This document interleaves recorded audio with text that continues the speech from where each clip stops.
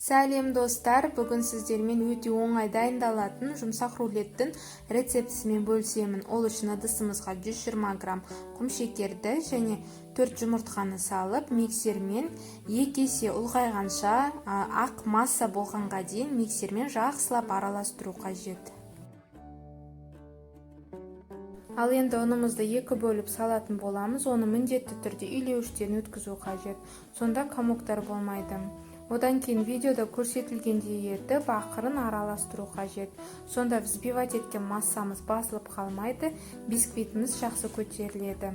Одан кейін қалған ұнымызды илеуіштен өткіземіз, сөйтіп тағы да ақырын араластыру қажет.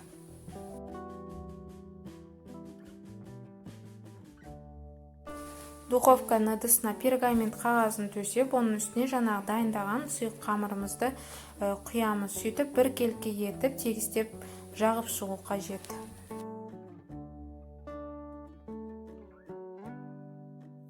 Бисквитті қызып тұрған духовкада 190 градуста шамамен 10-12 минут аралығында пісіру қажет.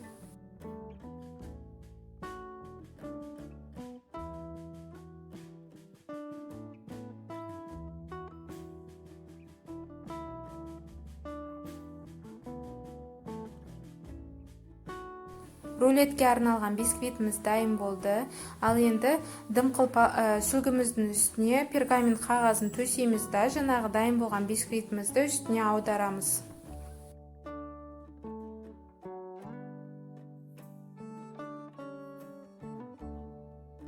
Пергамент қағазын бисквиттен ақырын алып тастау қажет.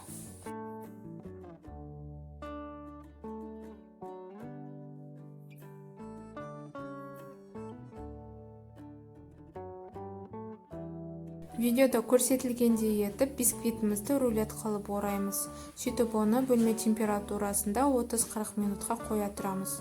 Сонда біздің бисквит өзінің формасын, яғни рулет күйінде оралған формасын ұстайтын болады.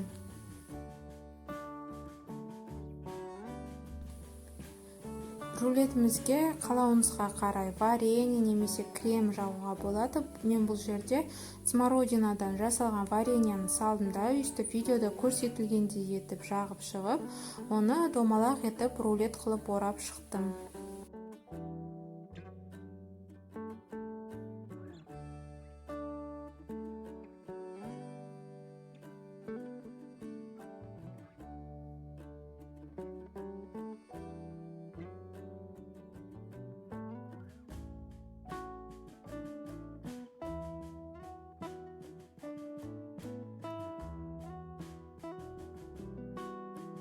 Рулетіміз өте жұмсақ, тәтті болып шықты. Достар, егер рецепт ұнаған болса, менің каналыма тіркеліп, видеоның астына комментарий қалдырсаңыз, мен қуанышты болар едім.